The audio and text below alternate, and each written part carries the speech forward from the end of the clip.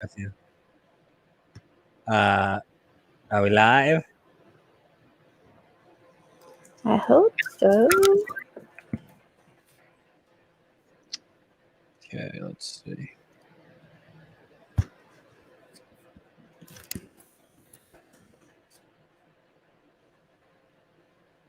Hello, friends. All right, we're live. 222. Do we have anyone to do the chat? Hello, friends. You're doing it? All right, we're live. Me. Okay. And I'll send out the text, I suppose. I'm sending it. Okay. All right. Hello, folks. Jordan, Jen, back at it. Literally before we just pressed live, there's another police killing, this in North Carolina. So it's beginning to be like mass shootings. It's you can't get it through a live stream without a new mass shooting or police killing. I don't know that many details about what went on in North Carolina, but hopefully we'll get more details as we're live. Smash that like button, even if you don't feel in a liking mood, so more people can see this very live stream. We have already 100 people watching, but we need to get this way up. We've gotten a lot of new subscribers, Jen. It's been good. It's been good. Week. For your public service announcement, well, I'll wait till you send the text out. I don't want to repeat myself. Right. Going to the member thing is updated, just FYI. Okay, wonderful. So we definitely want to push membership today. So we got it in both screens here. statuscoup.com/join. I'm Jordan. That's Jen. And yeah, honestly, it's just as John, who's still in Minnesota for us, who's been doing great work there. He will be covering Daunte Wright's funeral tomorrow. And, you know, we'll be seeing if anything's going on tonight. Obviously, with the Derek Chauvin verdict, might be a little less the day after, but he'll be monitoring things to see if there's anything worth covering out in Minnesota.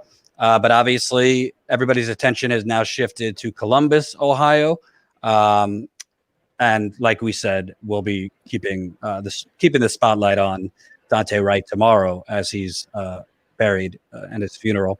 But for those of you who haven't seen this shooting, it was in Columbus, Ohio. It happened basically, I think, like 10 minutes before Derek Chauvin's verdict was announced. So it's just unbelievable that as the corporate media narrative is like, oh, justice, and maybe this will beginning of a change. And even Biden tweeted out something along those lines, like, you know, this is the beginning of change. Another black person, this time a girl, a 16-year-old girl, was killed. And, you know, let's just keep it real. There definitely is more gray area here than there was with George Floyd or Daunte Wright or Eric Garner. We're not going to lie to you and say, you know, there's no gray area. But I think once we show you the shooting, and I watched it at least 15 times at this point, although I think there's gray area because Ma'Khia Bryant, what's her name, was holding a knife and appears that she might be about to use it on another girl. I think, based on the video, this police officer could have made another choice to break this up. And more importantly, I think this police officer would have certainly had another choice if these were two white rednecks fighting. Well, and I don't think that he announced, you know, these cops didn't announce themselves. They could have used their sirens, whatever. Like, this was a very heated situation. They didn't really, like, they said, like, get down, like, whatever. But these were very heated people. Whatever. There's a lot of stuff they could have done. Yeah. So we're gonna go through it. There was also, after the fact, I mean, just shocking. After the fact, this girl bleeding out on the ground. One of the police officers literally chanted at neighbors and I believe a family member, "Blue Lives Matter."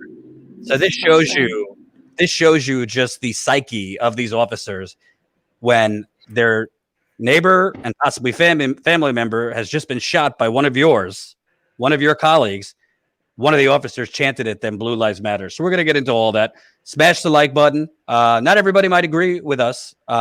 Jordan looks dark again. I look dark, Jen? I think just compared to me because I'm in front of a window. Yeah, all my lights are on, so sorry. I'm not in my usual spot because of I'm sick right now, but I'm powering through it, so that's why I look brighter. Yeah. Tell me if I look light now. Now it's on full Jordan. Is that a little brighter? I think because I'm being shown in a little quarter screen, it looks a little darker, but when you use the full screen, it's Jordan can't handle being shown in it's not a quarter screen, it's a half screen, first of all. Jordan can't handle being only a half screened, so I am shocked and appalled by your accusation. I could in fact, just so the audience knows, I tried to make it a quarter screen today. We invited old friend. That's still not a quarter. That's a third. Well, no, we invited old friend of the show, Ty, on. I'm just saying that would only be a third. Okay, excuse me, Mr. fucking mathematician. So Ty couldn't come on today. We're gonna hopefully he can come on tomorrow. Because honestly, let's just keep it real. I'd like a black person with us. Jen and I, we're not black, and I think it's always helpful to have people who are living this every day react to these things. So Ty, who was with us on the ground floor when we launched Status Quo, hopefully will be here tomorrow. So let's just get right to it. Not everyone's going to agree with us on this one, but because again, just real talk, it's not as clear cut as George Floyd or Dante Wright or Eric Garner or whatever. But I think in this case, once we show you the video, we'll tell you what we think. Super chats are welcome. We do still have John out there. It has been expensive to have him out there. So please, if you can, super chats are welcome. Sign up as a Status Quo member. We grew quite a bit, about 40 to 50 new members since John's been out there, but we got to do a lot more while he's still out there. I'm also going on my honeymoon soon, which I didn't get to do last year because of COVID. So, you could give us a little boost before I go for much needed relax and romance, to say the least. There you go. So the money does not go to his honeymoon. No, the money goes to my honeymoon. You're presenting this wrong. Yeah, the money does not go to my honeymoon. We would love to get this to 1900 lickety split. And we don't know. We might not be sending John home. We might be sending him to another city. North Carolina. We might send him to North Carolina, depending on what comes out with that shooting. So let's. If you haven't seen the shooting, I'm going to show you that now. Like I said, this is. But warning, though, it's very traumatic. So please do not watch if it is triggering for you. Content warning. Yes, definitely. Definitely do not watch if this is too tough for you to watch. But here is the video. This is the Columbus, Ohio police showing it. Hey! What's going on? Hey, what's going on? Hey! Get down!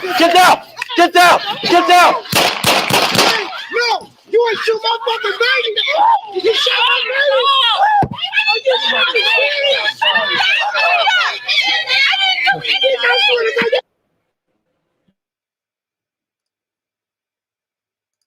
So I hate to do this. If it is triggering, but I'm going to show that a few more times because there's a point that I want to make. There's a point that I want to make that I think is important here. So first of all, the information that we have is that somebody made a call to 911. We think it was 16-year-old Ma'Khia Bryant. She was living in a foster home in this area of Columbus, Ohio. From what we know, she was calling. We do have the 911 call that we'll play that too. But what we know is she was calling. We think it was her. The police have not confirmed that, but from all accounts, it was her who called the police, saying that other girls had basically intruded in and were trying to beat them up. In the 911 call, she said trying to stab us. So she called 911. We do not know what happened in that home leading up to police coming. We do not know if the other girls, including the girl in the pink suit, whatever, pink jacket or pink, whatever that outfit is. Tracksuit. So I have to address a lot of these people in the chat. I have to say I am surprised both at progressives and conservatives. So this is her home. Obviously, I am not advocating stabbing people, but this is her home. This is her foster home. The person who made the call said that there were threats, including, knives, threats toward, you guys haven't heard the call yet, toward the caller's grandmother, etc., whatever. There was a lot going on. There were dangerous situations. So conservatives, addressing any conservatives who might be watching, is not the stance that people have, and progressives too, that people have the right to defend one's home. So if you have, a group of people who show up threatening you and your foster family or your family, I don't know what the situation is. We do know that Ma'Khia's, apologies if we're mispronouncing, we don't know if it's Ma'Khia or Ma'Khia. I believe it's Ma'Khia. We know that her aunt is around, her mother is around, but she's living in a foster home. We don't know the exact details, but we do know that this is where she was living. Maybe more details will come out. Maybe additional information will change. Who knows? The cops will obfuscate, the media will obfuscate, whatever. But is there not the belief that people have the right to defend themselves? And in any case, even if Ma'Khia was 100% in the wrong, even if you fall on that side of the fence, cops are not judge, jury, and executioner. Do you not see that there were many, many, many things that the police could have done besides whipping out the gun as quickly as was done and shooting 4 times? I don't understand these comments in the chat. I think it's important. Before you said that, I wanted to show it again because I think there's important visuals that I haven't really heard in the coverage that to me show this was not warranted. Again, it's not black or white. She did have a knife. But I think it is important. We do not know if these other individuals had weapons. We don't know if they had knives. We don't know if they had tried to attack her first. We do know, we believe, Ma'Khia called 911, and on the 911 tape, which we'll play in a minute, she was saying they want to stab us. So we don't know if they had weapons there. So I love conservatives who, don't tread on me. If you breathe on me near my house, I'm going to shoot you. But in this case, we're just, without knowing all the facts, no, she should have been murdered. But I want to play the video one more time, and I'm going to stop it before the shooting because I think it's important, this part, as far as what this officer should have done. So let me play it. And keep smashing that like button, even if you don't like me. Fake it till you make it. Here we go. Okay.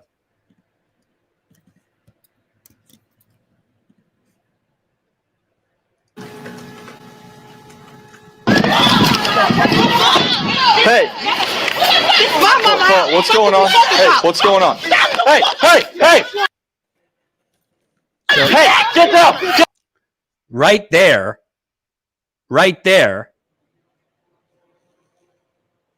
Ma'Khia, it looks like, had tackled another girl to the ground right here. Hey, what's going on? Hey! Okay? So, hey, get down! He pulls out his gun right away. And I watched the clip several times. From my viewpoint, it's not abundantly clear to me that she has a knife before they run to the car. So right when Ma'Khia knocks down this girl, this officer pulled out his gun. There's at least 3 seconds where he has his gun out and she does not lift her arm,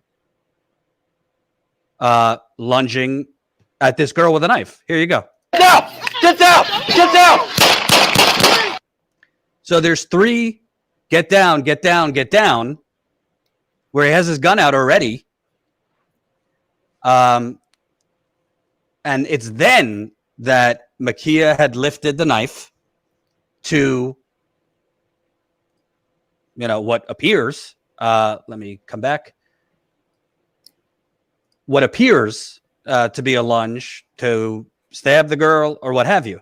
So the point is, what the Columbus Police Department has put out so far, the explanation why it was justified is Ma'Khia was about to stab this other girl, so the officer had no choice to save the other girl's life. But you could tell he already had his gun out 4 to 5 seconds before that, right when Ma'Khia had tackled this other girl.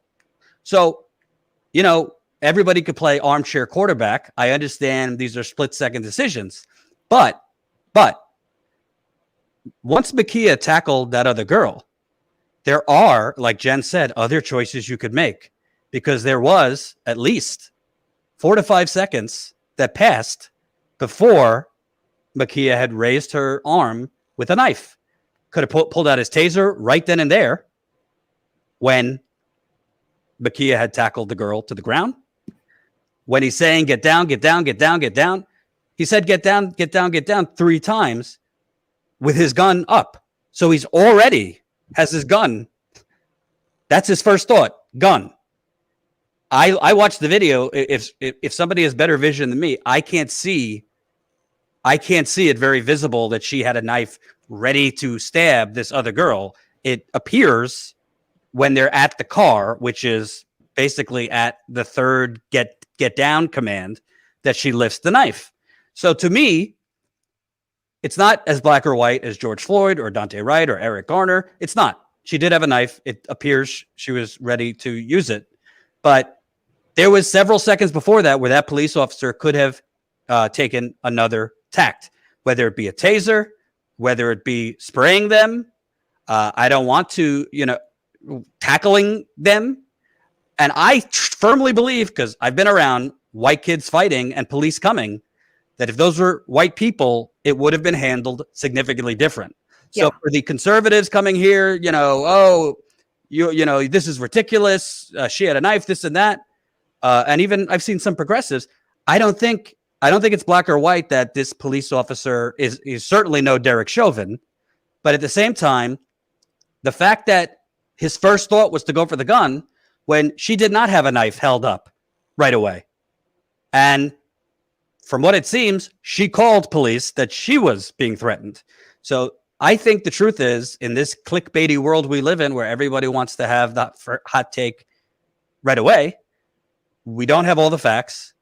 But to me, watching that video several times, Ma'Khia was close enough where he could have tased her, he could have sprayed her, he could have tackled her. And and then when you get down to it, everybody, I don't agree with Joe Biden. Well, shoot him in the leg instead. But in this case, if you were going to shoot, there was no reason to shoot her 4 times. None. Jen, your thoughts? Yeah, I just think that they're obviously, I'm not a police officer, I'm not a police expert, whatever. People are talking about playing armchair quarterback, as we all are. That's why this is a divisive issue. But why didn't they, these are teenagers. You can easily scare them. Drive up. There were multiple police cars.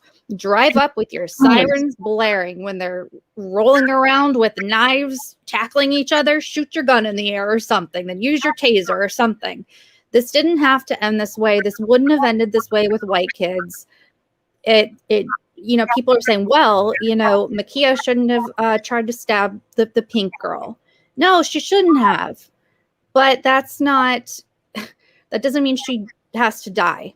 And we're the only country where this is a thing that happens. So when you say that there are no other solutions, then you're wrong. You're just simply wrong because we're the only country where it is deemed that this is the only solution. So for you people saying, thank God you're not a cop, Jen, and you're just wrong, blah, blah, blah, you're wrong. Like, go F off because the world thinks you're wrong and they seem okay. We are the freaks who have these murders constantly. We are the freaks who have these murders while the Chauvin verdict was handed down. And now we have another one, a father of 10. So you're wrong. Well, I also think you said, well, maybe she didn't have to stab her. We don't know that because we don't know what came. We don't know what came before that.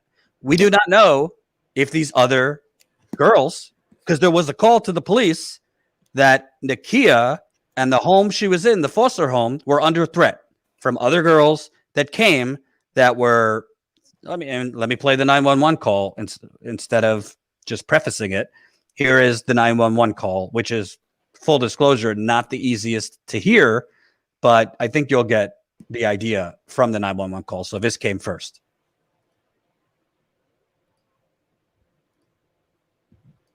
Information. 911, where's your emergency? Hello?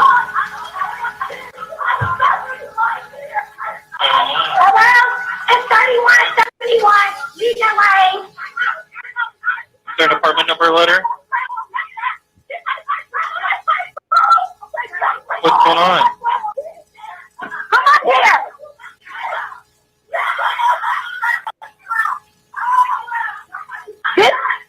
The Ma'am, you need address to talk to me. is 3171. We got these grown girls over here trying to fight us, trying to stab us, trying to put our hands on our grandma. Get it now. Have you seen any weapons?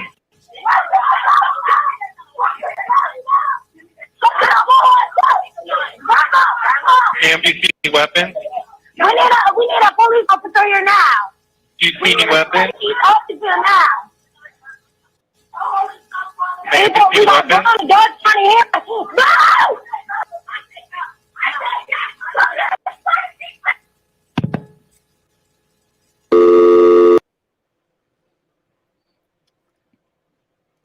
So right there, again, this is not confirmed, but we think it was Ma'Khia based on the report. Ma'Khia, based on the reports, she's saying there are girls here that are trying to fight us, stab us. So all these, conservative snowflakes right now telling us we don't understand policing. Well, you're the same motherfuckers, excuse my French, that say don't tread on me. And if you come to my house and you try to hurt me or my family, I have 100% right to defend myself with an AK-47 if I want.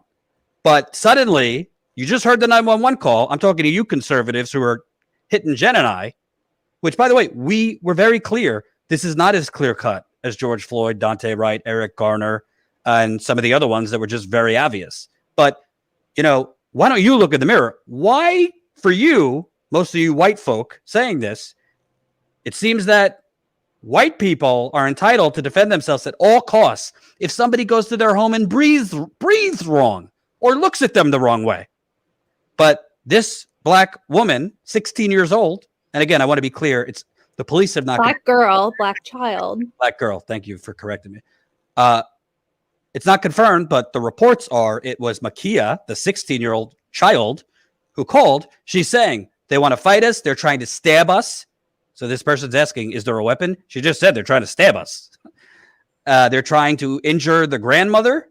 So again, in the moment, it looks like the police officer had to stop her from killing another person, but we don't know what came before that. We do not know what came before that. We do not know if those other girls had brought weapons with them or had taken weapons that were in Ma'Khia's home and tried to use it on her or others in that foster home. We have no idea. What I do know, again, is that video shows the officer rolled up and right away took out his gun. Right away. Even at first when there was no sign of a knife. Because I've watched the video 15 times. I don't see a knife until the very end. So for you to say, oh, there was no other choices that could have been made, because there is 5 to 6 seconds where he's saying, get down, get down, get down, and has his gun out already. So you're telling me if that was, I don't know, where does John Kasich live in Ohio? Westerville, I think. Nice little white suburb. You're telling me, honestly, look me in the face, the trolls. You think if this happened in a nice white suburb of Ohio, that if police officers rolled up and two white teenagers were fighting, that's the first thing he would have done? And a white teenager had a knife? Is that what you think? You could say, Jordan, you're pulling the race card. Yeah, I am, because I've seen it up close, the disparities all over this country. I am pulling the race card because it should be pulled. He had an opportunity to taser. He had an opportunity to fire a warning shot. He had an opportunity, if he had to shoot a gun, to shoot at her leg. There's no reason that he had to shoot 4 times that I could see.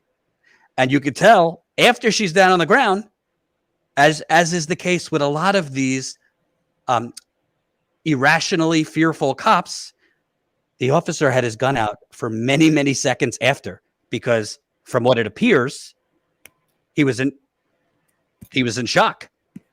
That's what it appears to me. He had his gun on. He was holding his gun like this for many, many seconds after she was already down.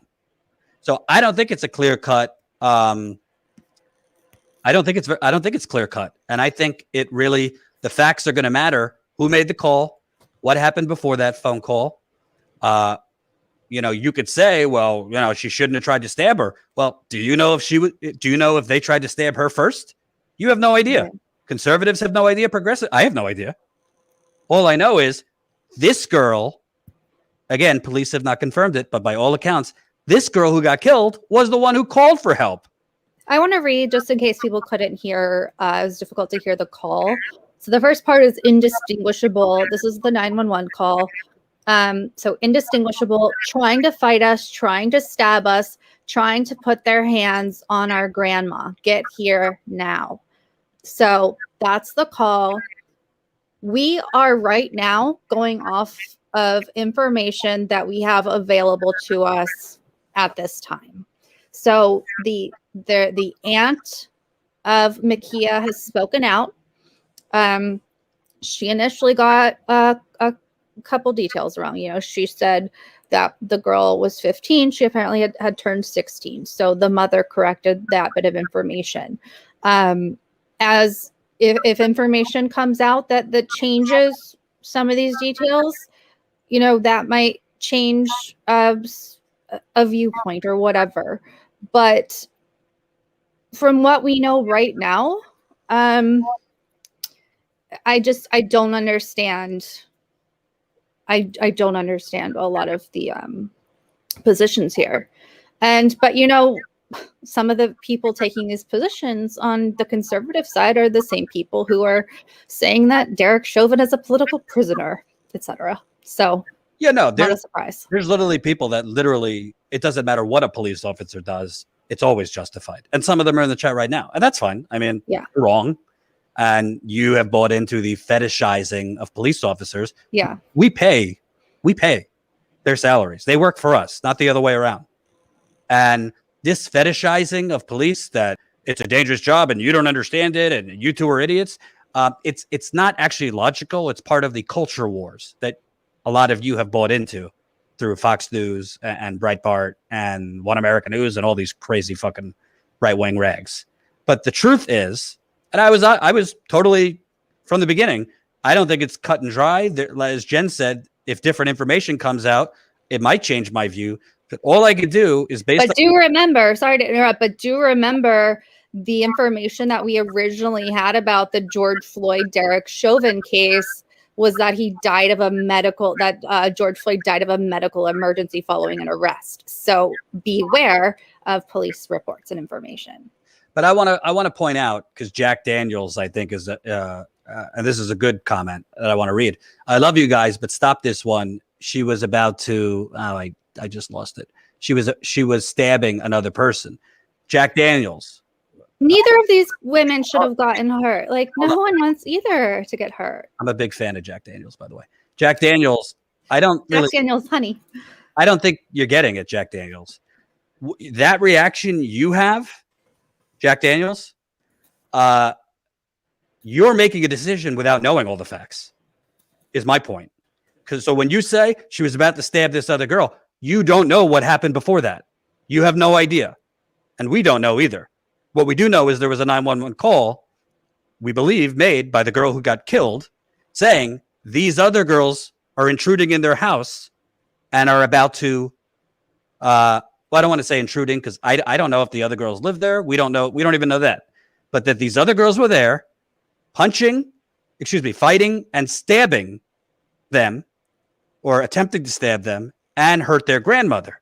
So when you say, I love you guys, but stop this one, she was stabbing another person, we don't know if an attempted stab was perpetrated on her. That could have happened right before that body cam footage went on. We don't know, and you don't know. The other point is, if you actually watch the footage repeatedly, like I have, he had his gun out right away. Right away. At the moment Ma'Khia tackled this other girl, which again, we don't know what came before that. We don't know if that girl had attempted to hurt her foster family, had attempted to hurt her, had attempted to stab her. We don't know. You have to just be honest about what you don't know. But he had his gun out right away. So his first thought was, let me pull the gun before Ma'Khia had lifted a knife and was about to lunge. So the point is, he could have made a different choice before that moment. He could have made a different choice before that moment. And it's true that these are most of the time, well, George Floyd and Derek Chauvin was the exception. That's 9 minutes and something seconds. Most of the time, it's 5 to 6 seconds, like that. And we are not police officers, and they're not all, horrendous people who are out to kill black people. But if you watch the tape over and over again, he came out and immediately pulled out his gun, even before she had picked up that knife. And I firmly believe, if it was a different neighborhood and a different skin color, he might have thought differently. So you could disagree. You could say Jordan, it's black or white. She was about to stab another girl. But you are deciding not to consider what came before that, which you don't know. And you're lying to yourself if you don't know. The facts aren't out. We don't know who these girls were that came to this foster home. We don't know if they had weapons. We don't know if they tried to stab Ma'Khia or her grandmother or other people in that home. If you want to lie and say you do know, but we don't. And, the truth is, this officer just joined the force in 2019. He's only on the force for 2 years. So I don't think it's cut and dry. Listen, at the end of the day, if it comes out that Ma'Khia was the instigator here and these other girls weren't trying to do anything towards her, then I would probably feel a little bit differently. But we don't know that.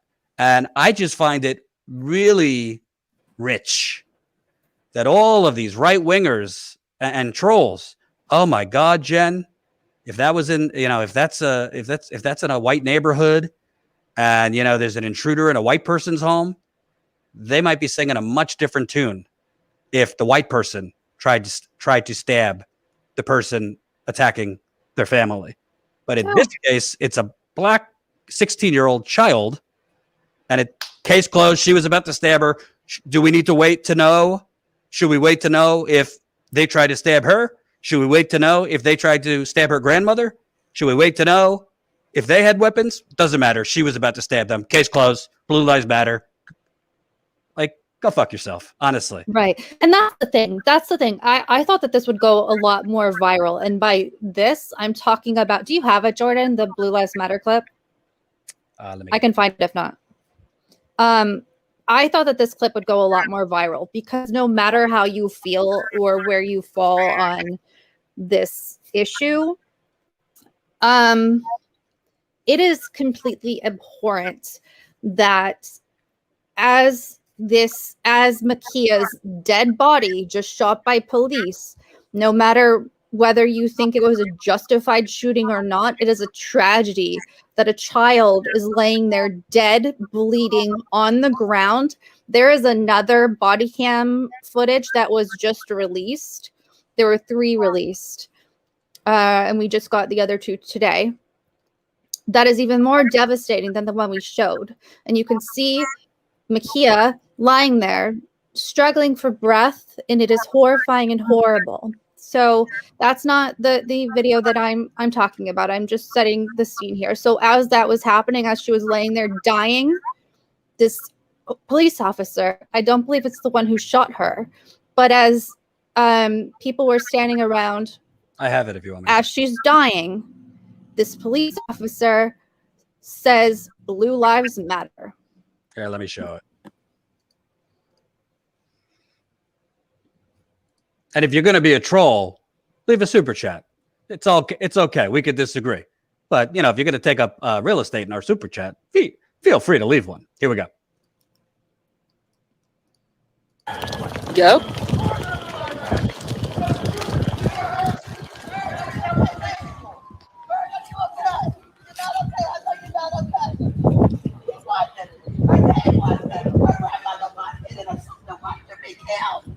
That is so fucked up. I'm so sorry, baby. I'm so sorry for your loss. I am so sorry. I heard like my brother heard like 8 shots. Yeah, and I heard 4, and I ran out. My 2-year-old was out here, bro. Like the fuck that shit. Your 2-year-old could got Yeah, shot. she was right here. Where my red car at? Yeah, because I just happened to look out my front door. I saw that cop car, 9142, sitting out there. On Legion out east. Yeah, so. Blue lives matter. Crazy. Yep. Insult. Especially at this place right now. Yeah, it's definitely an insult. You sound stupid as fuck, bitch. Fuck. That flag is a Blue Lives Matter flag. The fuck, that girl just got shot. Did he just say that? He said, well, Blue Lives Matter? He just said that? Boy, shut the fuck up, because Blue Lives don't matter right now. I don't want to hear none of that dumb shit. The fuck is you talking about? The fuck, this 15-year-old just got killed, and you're talking about Blue Lives Matter? Get the fuck serious, bro. He shot her because she had a knife. He got out and didn't ask no motherfucking questions. And you talking about Blue Lives Matter? Man, get the fuck. She was defending herself on her property. Someone was trying to attack her. Exactly. And she defended herself, and she gets shot. So a few things. Number one, I just want to be clear. I don't know if the cop said Blue Lives Matter or there were reports that one of them was wearing a Blue Lives Matter mask. So I don't know if he said it because I couldn't hear it or he had a Blue Lives Matter. I heard it. Oh, you heard it? Yeah, you can hear him say it. Oh, because I thought I heard Blue Lives Matter coming from the guy that got angry. You can hear the cop say it. Okay, then let's add hearing to the additional list of my health problems. I didn't hear it. Okay, then Yeah, you can hear it. That's horrendous, and it goes to this, frankly, sociopathic psyche of these police. Because honestly, that you're going to say that as this girl's bleeding out, whether you feel it's justified or not, I mean, that is the white dominance and the white supremacy of a lot of these officers. To say shit like that in that moment is disgusting. But those neighbors, what they were saying, it's actually what Jen and I have been saying. She was defending herself from everything we know. She was the one who called the police. So it's not black or white. You know, you could say, well, what did you want the officer to do? Let the other girl get stabbed? Well, I showed you the video several times that he had an opportunity before she picked up that knife and appeared to about to lunge. He had an opportunity several seconds before that to make a different choice, whether it be a taser or spraying them or a warning shot or and several other options. But right away, he had his gun out and he shot her 4 times, which is another question. Why would you shoot her 4 times? So it is not black or white either way. I'm not saying it's if Ma'Khia was not under attack, if these other girls were not attempting to stab her or anything else, then yeah, it's not justified that she would try to stab another girl. But we don't know. That's the point. You just don't know. And by the neighbors' accounts, by the early media accounts we have, and by the 911 call, unconfirmed, but according to the reports, it was Ma'Khia on her property that was being threatened. And she said in the 911 call, they're trying to stab us. So again, it's quite the rich hypocrisy from these, Blue Lives Matter snowflakes who suddenly it's a black child on her property who, as far as we know, was under threat of violence, but she didn't have a right to defend herself. It's just, there's nothing more to say. It's bold hypocrisy. And, I'm first to say, if new information comes out, I'm happy to adjust my view on it. But my view is simple. This would not have happened in a nice white neighborhood. And it goes to the point, there's a lot of black people in this country that will not call the police for this very reason. There's a lot of black people that will not call the police for this very reason. And I said to John, full behind the scenes, we said to John this morning, we're not going to send you there yet because we don't know all the facts, and we're not going to spend the money. A flight was $500 to send him from Minneapolis to Columbus. We're not going to send you there to cover it until we know more of the facts. So that's kind of where I'm at, Jen. And I think, to me, obviously the viewership right now is a lot of, right wingers and Blue Lives Matter folks. But the truth is, you get to realize with these people, a lot of them in the chat right now, it doesn't matter if it's Ma'Khia. A lot of these people think Derek Chauvin was justified. Jesus, right. Carlson last night was like crying crocodile tears for Derek Chauvin. So a lot of these people, there's no point in even discussing it with them because it's just a blanket immunity, mental immunity, and mental gymnastics they have for police. So I did show the body cam footage. You weren't here in the beginning. I could show it one more time. For those of you thank you guys for the super chats. Keep them coming. They do fall off the screen, so we apologize if we don't get to yours. Maria, we want to address this $5 of super chat. Thank you. You're wrong about who called 911. That is incorrect. They have not officially released who has called 911. So your statement is just simply incorrect. The information that we have right now is all we can go off of. And so the family has said that Ma'Khia called 911. As we have said, if information changes, then we will correct our reporting. So that's all we have to go off of right now. And then you continue on saying, see, it was someone else. It's tragic that she is dead, but I'm glad the girl in pink didn't get stabbed. I am also glad that she didn't get stabbed, but it should not be like no one should be dead right now. That's my right. And I've prefaced at least 5 times that the police have not confirmed who made the 911 call, but news reports said it was Ma'Khia. So all I could go on is the news reports that Ma'Khia called the police, but it's not confirmed. So I don't know who called the police. Could have been somebody in Ma'Khia's home. Could have been Ma'Khia. We don't know. But that 911 call is clear. There is confrontation going on during that 911 call. You could hear the commotion. It sounds like there are other people. Like, I don't know if they're intruders in the foster home or they live in the foster home. We don't know. But there is a person on the call saying they're trying to fight us. They're trying to stab us. So again, I think this one is not cut and dry.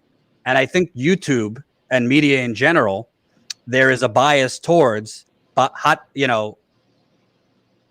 just hot takes and pick a side, damn the facts. I'm just giving you my nuanced view. And I'm not like a studio jock. I've been out covering police brutality in Texas, in Chicago, Detroit, Baltimore, St. Louis. I've been arrested covering police brutality. I have never up close seen one of these shootings, but I've spoken with enough people and covered this enough to know a lot of these situations are very black and white. This one is not. But I think for those that are just looking at that split second in the film, that she was lifting a knife, and you're making your determination that it was justified just based on that, you're kind of missing the forest from the trees. Is that the way to say it? The trees for the forest? Yeah, you said it right. you're missing the forest for the trees. Because- So yeah, a lot of people pointed out yesterday on Twitter, this is the damn fastest we've ever seen some body cam footage, and I wonder why. Right. And I will say, a lot of these instances, not just this one, you see a police officer roll up and literally within seconds pull out a gun. So this one, you could say, well, Jordan, she was about to stab someone. Well, I've already given you my view. There was several seconds before she lifted that knife to lunge where he already had his gun out. So I believe in those several seconds, he could have made a different choice to de-escalate the situation, to spray, to taser, to do anything that was not lethal. And you can't explain to me, if you want to argue he had to use the gun, why 4 shots was required. You can't explain that to me. But again, most of these situations, when you have body cam, police roll up, it's within like 4 or 5 seconds. Their gun is already out. So this is not a training issue. We've already gone to, this is about training and let's pour, billions of dollars into training. You can't train this mentality out, because the mentality is shoot first, ask questions later. The mentality is, and we've spoken to police whistleblowers from the New York PD and the LAPD. The mentality is that they are under more threat from black and brown people. That is coming to us from veteran police officers. That is the psyche that swirls around these police departments. And part of that is none of them live in the community they're policing. So I'm going to be following this, Jen, because I want to know more of the facts. But at the end of the day, a 16-year-old child is dead. We don't know what precipitated it. And honestly, before we were going live, again, this is another one. Don't know all the facts. But sheriff's deputy, hold on.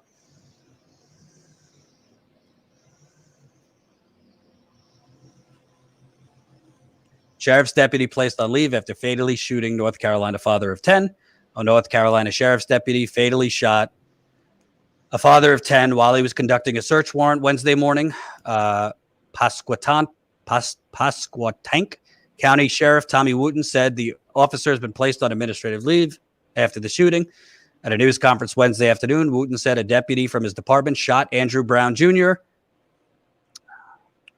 while serving the warrant with the assistance of another nearby sheriff's office at about 8:30 a.m. Brown, 40, was earlier identified by his family as the victim. News outlet Wavy reports police have not released the name of the deputy nor the race of both men. Authorities provided scant details of the shooting, saying only that an active investigation was underway. Reports said Brown was in his car trying to drive away. Neighbors reported hearing at least 6 shots being fired, but authorities declined to confirm that number. The scene at the shooting was described as tense as officers put up crime tape in the crowd. Here's the tweet. Family says the man shot and killed by deputies this morning is Andrew Brown, father of 10. Looks black to me. Let me see. Yeah, that's a black man. I don't know the race of the officer who shot him. Again, I know nothing else about that story. But again, because I do know, Jen, you remember this. I was in Texas. We were covering actually the police execution of Botham John. If you don't know that story, 26-year-old black man came here from the Caribbean to study. By all accounts, a great young man, 26, was in his apartment one night when a white officer accidentally thought it was her apartment, shot him dead. Well, while I was there, I learned of another black man that was killed, O'Shea Terry. I think he was 20, maybe 21. And he was killed at point blank range because he was trying to drive away, even though the Arlington police training, this was in Arlington, Texas, was if somebody tries to flee, you call for backup. You don't start shooting literally shooting into their window. So I don't know what I have, to be clear, no idea what happened in North Carolina. Could come out that guy had a weapon or was shooting at police. We don't know. But all we know is drove away from the report and they shot in. And to me, this is bigger than this Ma'Khia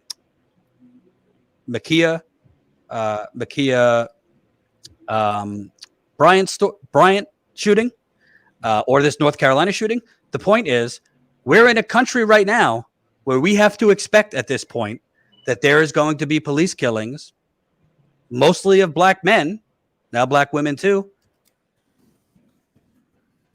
on a multi-week basis. And God knows how many we don't know about that are not trending. At this point, we have to expect, just like the mass shootings, that we're going to get these killings over and over again. You can't reform that. That's not reformable. And by the way, when you're getting, more bullshit wokeness from Biden, let me find this, because this is just, oh my God. Jen, did you see this today? I did not. Hold on. So while you're finding that, inverted name 299 in the super chat. You missed the mark on this one. Best of luck on sub. Bye. First of all, thanks for the super chat. If you can't handle someone having a different opinion on one topic than you have, I don't know how you're going to get through life. It is okay for someone to disagree with your opinion. It is good for people to disagree. It is good to have discourse. That's just how people are. No one is going to agree with you 100% of the time. There's a reason you subscribe to us in the first place. Best of luck to you. Can I say something a little bit more forceful? Do it. Bye-bye, fucker. Because I have no tolerance for you fucking snowflakes. I actually rejoice when people do that and say, "Oh, you lost a subscriber." Bye. If we lost a subscriber because we did something irresponsible or something like that, then that would be more concerning. But people who literally bolt because their little feelings and opinions aren't stroked 100% of the time, go watch. Then you literally basically want Fox News or MSNBC. That's basically what you're saying. Well, no, because even then, like during the election, everyone got mad at Fox News when they wouldn't do the election conspiracy thing because Fox didn't want to get sued. So then they all whined. It went to Newsmax. Everyone's a baby. The political tribalism and oh my God, we don't agree with you on this take, so we're unsubbing. And we're actually going to make the point of making a super chat to tell you we're unsubbing. Bye-bye. But also, nothing's going to change because this is peak neoliberal identity wokeness without any intention to do anything else. Mr. Biden, President Biden here, hold on. His big idea with these police murders going on is to rename the J. Edgar Hoover FBI building to the Fred Hampton FBI Administrative Campus. So, first of all, well, to be honest, it's not a bad idea, but it's clearly not all we need to focus on, or it's not a focus. Actually, I disagree with you because if you know the history with Fred Hampton, he probably wouldn't want this. That's number one. No, I'm saying to get rid of Hoover's name. Renaming it to Hampton is not a good idea, but you're right on that for sure. This is the Democratic Party. This is let's kneel with kente cloth, and Oh, absolutely. This is let's put Fred Hampton on a building, even though the FBI won't literally admit that they assassinated Fred Hampton. I don't think Biden's going to push. Yeah, that's a really good point. Fred Hampton would not want that, but Hoover, they're not getting rid of Hoover's name for the right reasons. That's true. Right, but the point is, you're going to get this woke nonsense. Biden said as a candidate, I think we need to give more money to police for community policing or whatever the hell that means. I tweeted yesterday, and I got a lot of grief for it, but I don't give a damn. Oh, good. Cop Kamala and Crime Bill Joe. Cop Mala. Cop Kamala and Crime Bill Joe. Cop Mala and Crime Bill Joe are about to speak on police reform. Okay? This is like Ronald McDonald going up to speak about dieting. I mean, it's absurd. Absurd. And I get it. Well, Jordan, what do you want? He's the president. She's the vice president. Do you want him not to speak? I'd like them to do something. That's what I'd like. I'd like them to do something. Because make no mistake, this is not a state level issue. They like to make it out to be a state level issue. The police unions love to pretend that the federal government has no jurisdiction over policing. That's a bunch of bullshit. Biden could end qualified immunity in with a pen. He could end qualified immunity. Alex Salazar, who's a LAPD whistleblower that we interviewed the other day, he was in the narcotics division. Training Day with Denzel Washington is based in part on his division, that narcotics division. He had a great idea. Make police carry insurance. Just like medical people, doctors have to carry insurance, things like that. Make police carry personal liability insurance. You'll see them pause real quick to pull out that gun. There's a lot of things Biden could do, and in fairness, not all on Biden. This precipitates Biden, but he's the president now. Oh, another one. You're feeding a false narrative. Unsubscribe. Tosser. Bye-bye. We have to do some super chats. We missed some. I'm so sorry. They disappear off the screen. Usually if we have someone in the super chat, they send them to us. We don't today. Ken Wu, is Jenn serious? If you're talking about the changing the name to the Fred Hampton building, I focused what's the word? Take away my comment. I was focusing on getting rid of the J. Edgar Hoover part, because I had not heard this news. But I what's the word? I retract my comment, in full. To Tall Kingston, $1 in the super chat. Thank you so much. Thank you to everyone who left other super chats. Scrolling. Sorry, guys, it's taking a while. Faint signals from Vega. $5 in the super chat. U.S. empire killing black and brown kids overseas. The state killing black and brown kids domestically. If Ma'Khia was white, she would still be alive. I fully believe that. I just, everyone now these days points to Kyle Rittenhouse, but you have to, because Kyle Rittenhouse, after murdering, he literally was like, hey, cops, I just killed some folks. And the cops were like, oh, well, go ahead. So how can you not point to that? Didn't they get him Burger King? Am I? No, that was Dylan Roof. Oh, that was Dylan Roof. Sorry. Who murdered in the black church in Charleston. And they got him Burger King. Yeah. And by the way, can I make a point, Jen? And yeah. John, who's been doing great work out there in Minnesota for us, he, has not, he might have a thought on this. I don't know, thousands of fucking angry white dudes and gals tried to storm the Capitol. Were literally pushing police down. Remember that? To storm the Capitol? Well, now the narrative is, because they said that the cop died of natural causes, and now it's now the liberals were wrong. No, but my point is, did you see any police shoot anything at those white folks? Well, I mean, they did kill one person, but right, but she was about to jump in. Didn't she have a gun? The Senate. No. Okay. She was. They told her that there was a gun, and she went and tried to get into the Senate chamber anyway. Right. So my point is, I don't know. I'm pretty sure if that was a bunch of black folk, indigenous people, white environmental hippies with the indigenous or black people, you would have seen a lot more deaths. Well, they wouldn't have literally opened the blockades for black and brown people and indigenous people. Absolutely. So Libby Wiskowski, $10 in super chat. Our country is in serious lack of empathy and accurate assessment in careers who are in service to the community as a whole, state by state. Yeah, it's true. I think it's probably, in talking to Alex Salazar, who's the LAPD whistleblower that we had on the other day, he said it kind of turned, being in that space, took away his empathy and turned him into something that he is not. And thank goodness that he got out of that. But it's that's part of these systemic issues. It's part of that. It takes away the humanness of people. Right. Before we move on to another topic, I just want to. We're missing a bunch.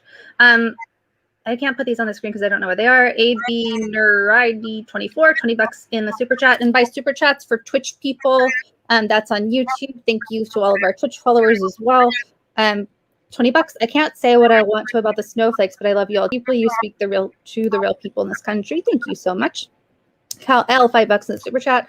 The police let them in. The police shot a white girl just standing there.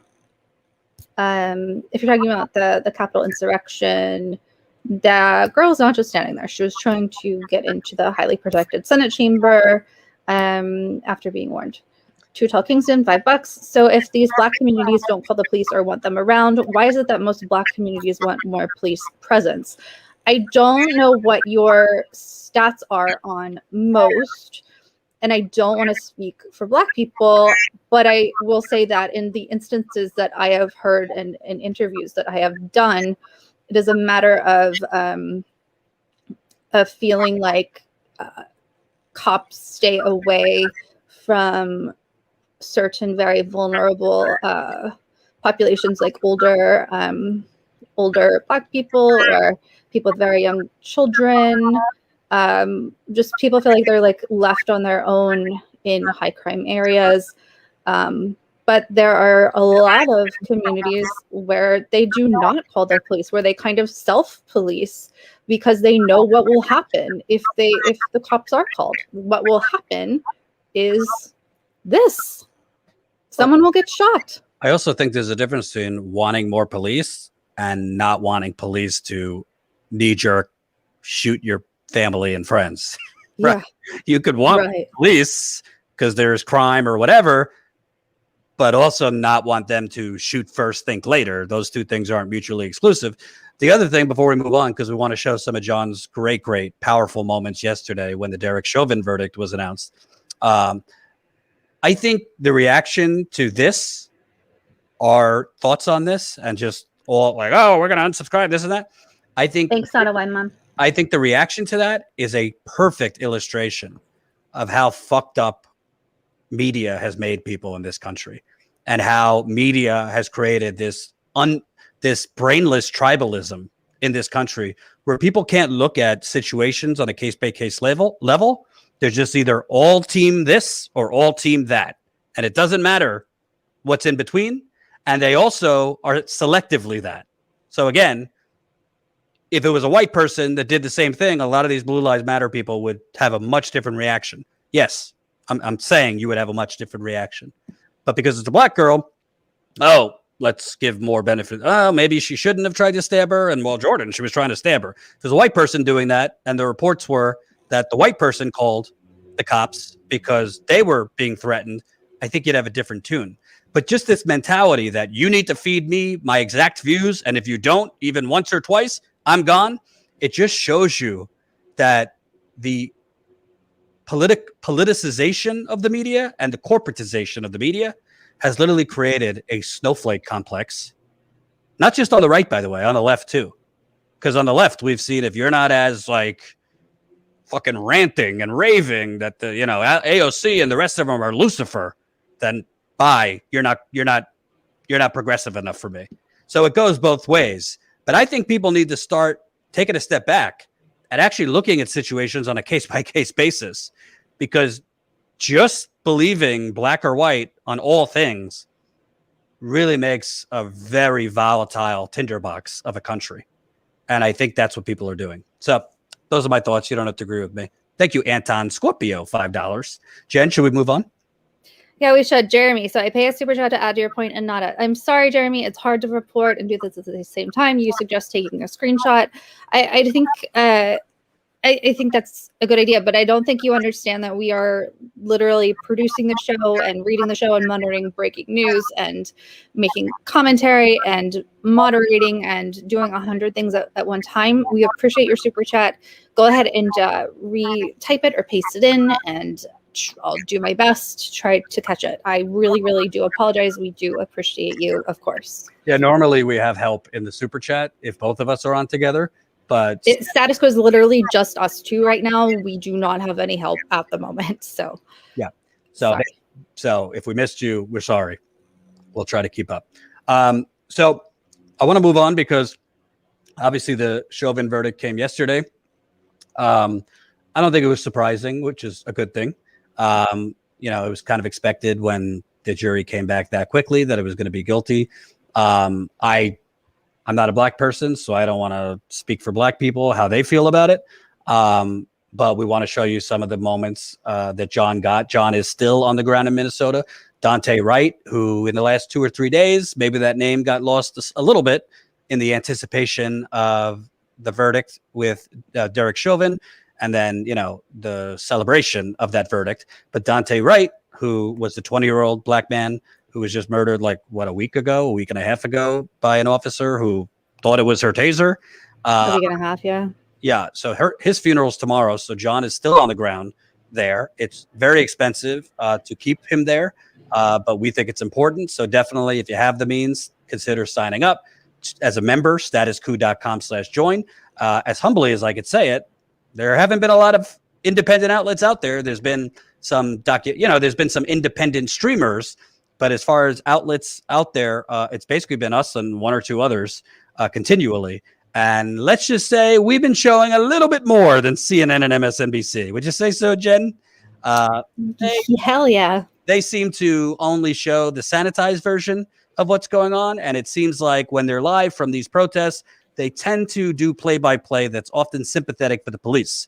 So definitely, if you have a couple bucks, please sign up, because these trips are so important, covering these stories on the ground, even when the rest of the cameras leave. We're keeping John there for a day or two more, even though most of the cameras have left after the Chauvin verdict, because we think it's important to cover the Daunte Wright funeral. But the great thing about membership is, sorry to interrupt. I was just going to say, membership helps us stay in the field. John is, of course, continuing to report. He's been there, as Jordan said, for 2 weeks.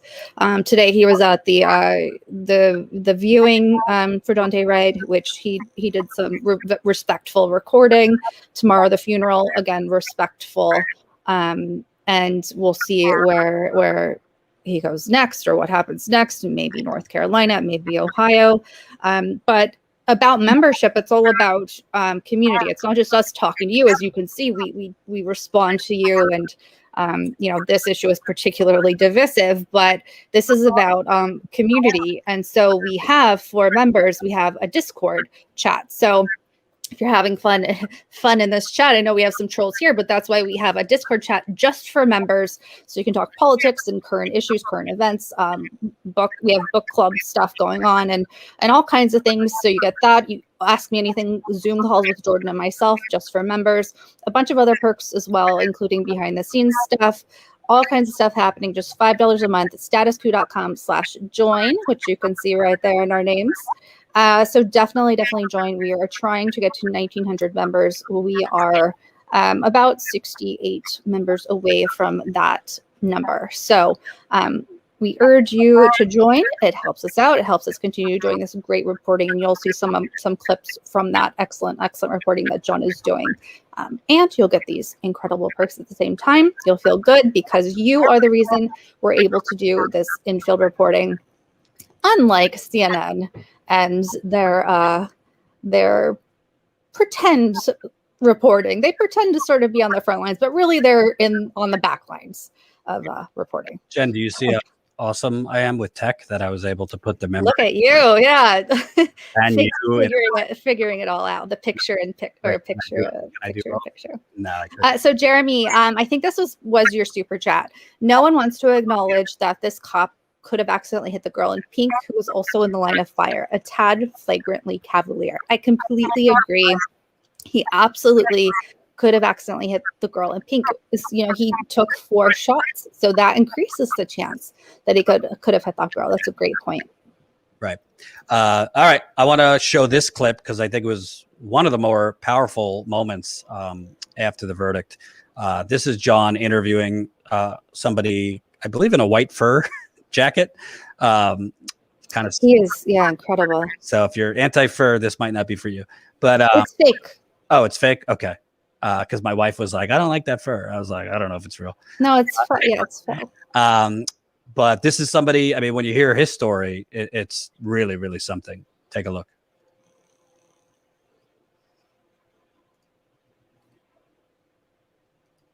My name is Dave Limbe. You know what I'm saying? I'm from South Minneapolis. Minneapolis, Cedar Riverside community.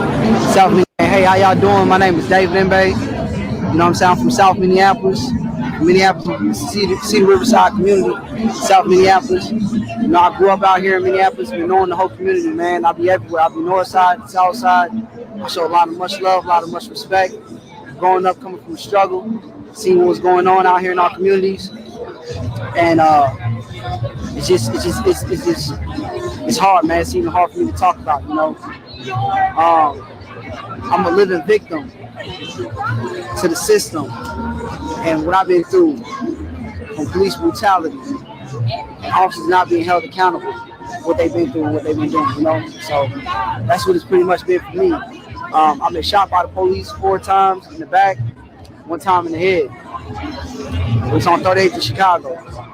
And right there where, you know, where the passing of George Floyd happened at. First thing I want to say is much respect, much love to the Floyd family, Atlanta Castile family, Rodney Reynolds, Gregory Crockett, my brother I just met, a good brother. My brother Abe, my brother Manny. You know what I'm saying? I tell y'all, man, my story is deep, man. And it's just being in the 3rd precinct, being in South Minneapolis, dealing with the 3rd precinct. All my life, man, we was always running from the police.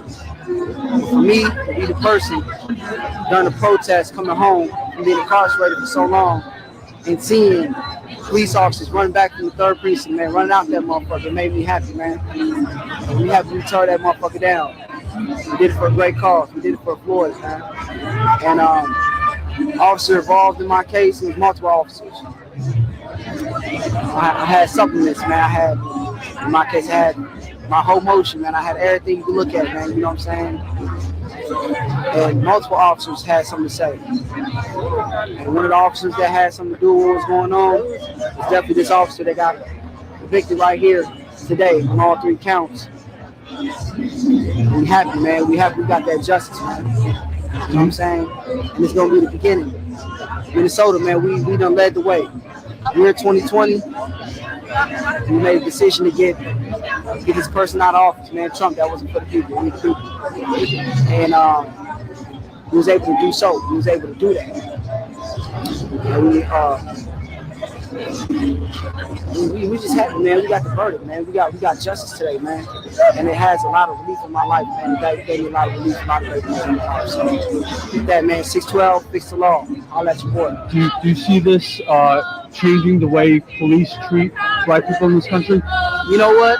Honestly, to be real, I see that this is a beginning step. For sure. It's a beginning step to shed light across the world, because the whole world's watching, man. It ain't just Minnesota. The whole world's watching. What these people didn't want was they didn't want us to turn up. They didn't want us to get out here and start acting up and acting crazy. That's why they got the military, all that around here. But I pray, man. I pray. I cried a lot, man. I pray that for sure that there won't be no more killing of no black people, nobody. No racists, you know.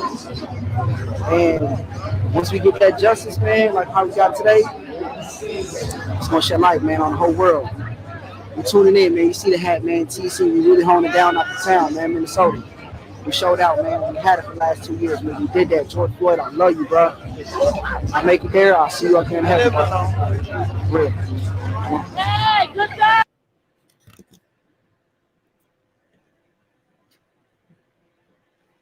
So I thought that was really powerful.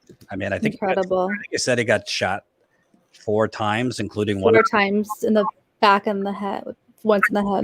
He also said that Derek Chauvin, I don't know the specifics, but that Chauvin was involved somewhat in what happened with him. I don't know if it was shooting him or after the fact. He didn't specify. He was involved in what happened, is what he said. Right. But I also think, you know, to me, for those of you that don't know, Attorney General Merrick Garland came out today, and there's now going to be a federal investigation of the Minneapolis Police Department. Again, similar to Joe Biden renaming J. Edgar Allen Hoover building, the Fred Hampton building. That's great. But like, you don't need to just investigate one police department. Like, Mr. Attorney General, go to the New York Police Department, the Los Angeles Police Department, the Chicago Police Department, Why stop at the police department? Start investigating these police unions that are buying off the politicians. Because when he mentioned how Minnesota was like leading the charge on this, the fight against police brutality. Obviously I respect that view for sure, but I think, at the end of the day, this police terrorism, because that's what it is, police terrorism. An investigation of one police department. This is all performative. We need to completely change the entire system. I don't even think reform is possible, to tell you the truth. I think this entire policing in America needs to be changed. I think psychologists need to be put. They're talking about contact tracers right now for COVID. I think you need an army of contact tracers for racism, PTSD, and people that should not have a badge and a gun. And that is really a psychiatrist, social workers that should be swarming police departments all over this country, evaluating police officers head to toe mentally, whether it be for racism, PTSD, irrational fear, you name it. Because honestly, just investigating certain police departments ain't going to do it. Your thoughts, Jen? Yeah, I think that it would go a long way if we were to, or if police departments were to clamp down on racism and really vet that and not allow it. So, I just, it's not just allowed, but it is encouraged in many areas. And we know that white nationalist organizations and groups are prevalent among police forces. We know that some people that are in law enforcement were part of the insurrection. And when we know, we have Tina Desiree Berg, who does some freelance work for us. She deep dives into this stuff a lot.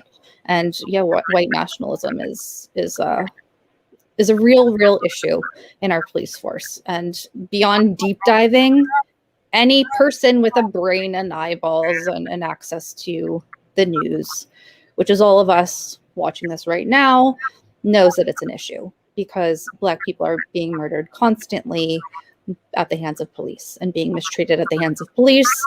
And, the crime bill, et cetera, et cetera. We could go on and on and on. And one of the clips that we'll show you actually today is goes all the way back to Jim Crow, and a person whose family kind of was the architect of that. And he's kind of trying to correct the wrongs of his family. And that's how deep this stuff goes.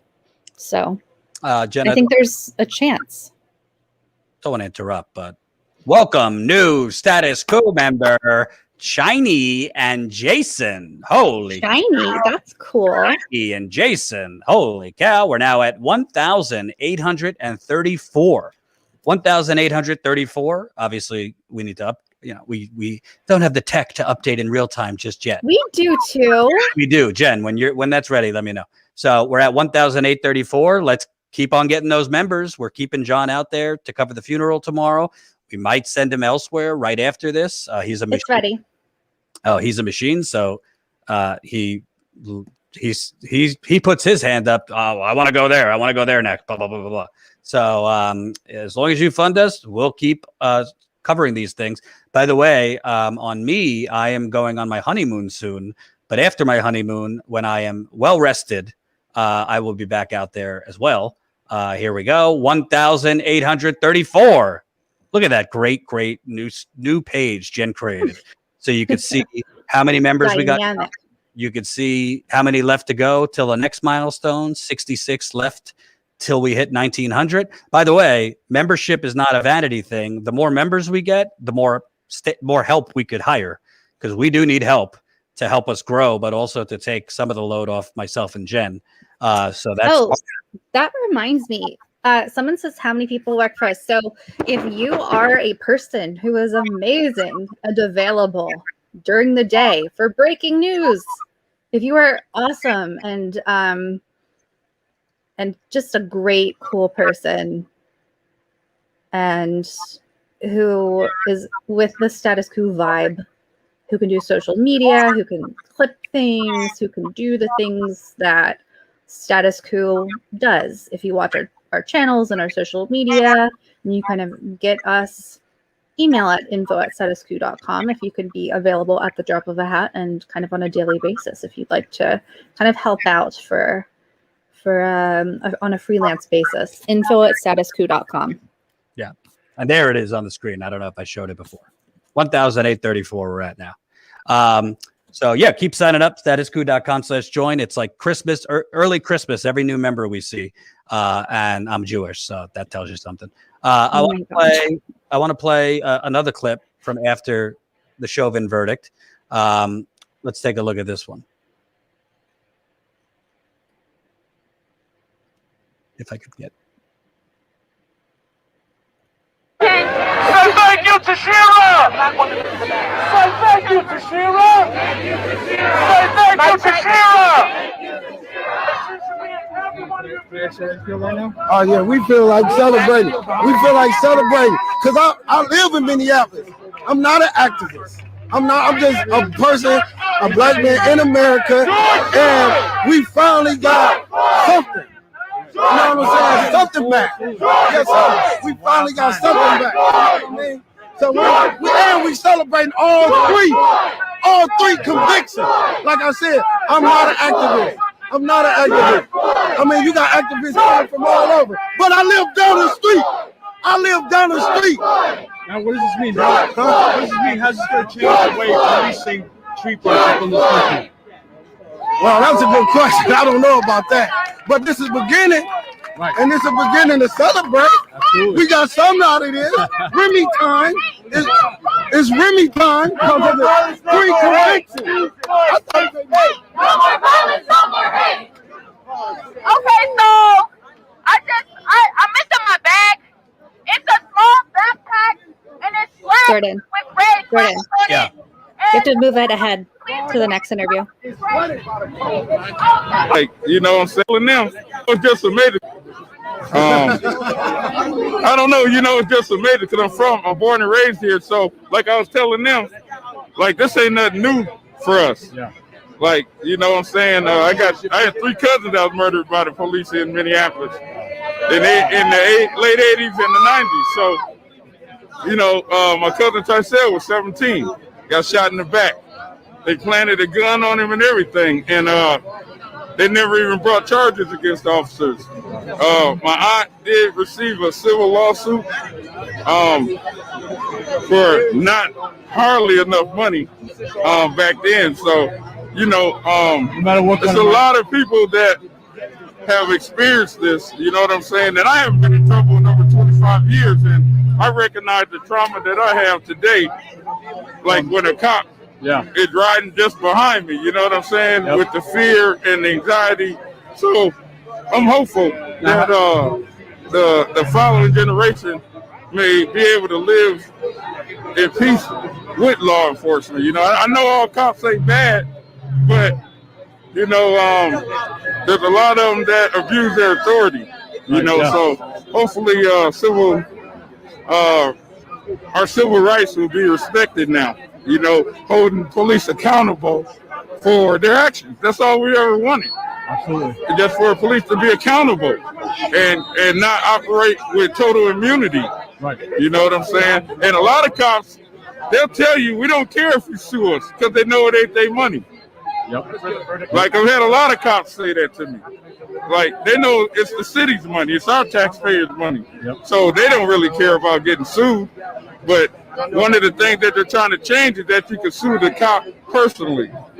And that will probably help a lot too. Absolutely. So we're hopeful. Thank you very much. Thank you. Appreciate it. Thank you. Glad y'all here.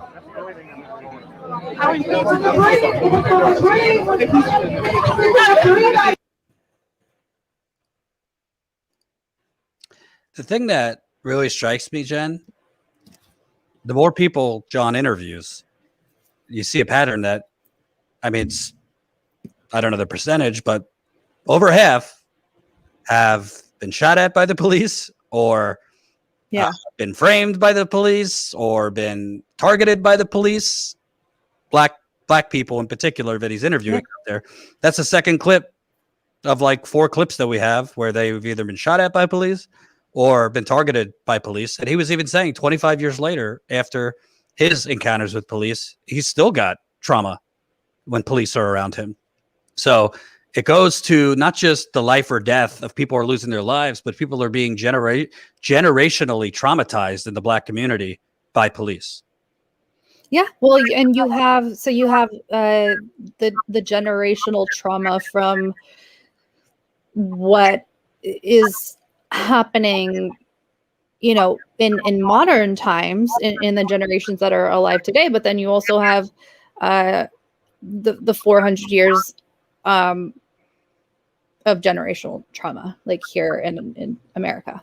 And it's just, I don't know what the answer is. And it's not like John doesn't have to search around for these interviews to find people who have been impacted.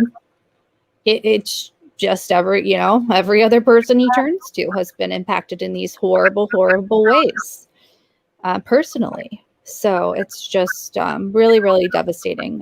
John's doing a great job, and it's you can feel, and that's something from yesterday when the verdict was announced, and you guys can watch this on our social media, Twitter, at Status Quo on Twitter. But when the verdict was announced, it wasn't just like people were cheering, like, "Oh, this is great! Yay, we're so excited!" You could see the release, the relief, the joy, a mixture of emotions. People were hugging, people were crying. I don't know. You could just, it was like palpable through the screen. I don't know how to describe it. I can't imagine what it was like to be there. And more than that, obviously I'm a white girl. I can't imagine what it's like to feel that relief and that release and that joy. But on top of that, it's not those things only. It's also the, okay, but it's still not true justice. It's a step, and it's like, it's good that this happened. The charges should have been more. And okay, they gave us this one, but what about Dante? And what about Brianna? And what about all the others? And okay, this girl just got shot in Ohio, and now this man in North Carolina, and this keeps happening, and so it's a mixture of everything, and I don't know how to describe it. Which is a wonderful. And it's not my right to describe it. Which is a wonderful segue. Welcome, new Status Quo member Karis and LaShonda. That is actually a very horrible segue. Well, I'm sorry, but I'd like to, give a shout out to our new members. So welcome, Karis and LaShonda, now at 1,836 members. So keep it coming. We got some more amazing clips to play. And this is what members are supporting. This in the field. It's a lot of outlets claiming to be, independent and progressive and all these things that basically just like, it's just this like recycled hamster wheel of bullshit hot take videos all day. And a lot of the videos I'm seeing in our little sandbox now, the progressive media, are just about like Twitter fights with people. And it's just, you know what I'm saying, Jen? Like, we're actually out there in the field covering these important stories. But a lot of the stuff I see on other channels is just like hot takes and bullshit fighting about whatever. And it's just like, people, support whoever you want to support. But I say support the independent progressive outlets that are out there showing you what's actually going on in the United Corporations of America. Why do we have such asshats in this chat? Guys, if you are so stupid that you think the murder of Breonna Taylor was justified and the murder of George Floyd was justified, go to hell immediately and get out of our chat. You are stupid beyond measure. So we've got the Blue Lives people that have found us. So hello. How many members do I need to add? 2? 2. So yeah, but you can go to hell. Honestly, if these people are saying Chauvin was justified and the cops who killed Breonna Taylor were justified, I mean, there's really no point of even kind of paying attention to what they're saying, because they're obviously coming from a really messed up mental place. So yeah, even like the most right-wing people I know have said Chauvin wasn't justified. And yeah, same thing. Breonna Taylor, literally black woman in her own home, gunned down. Oh no, totally justified. These same people who, if it's a white person, don't tread on me. You come near my home, I'm gonna shoot you with a bazooka gun, and I'll have every right to do it. Breonna Taylor doesn't have the right to sleep, doesn't have a right to occupy her own apartment. Yeah, let's not even paying attention to them. It's giving them too much oxygen. But yes, thank you to the new members, Karis and Lashunda.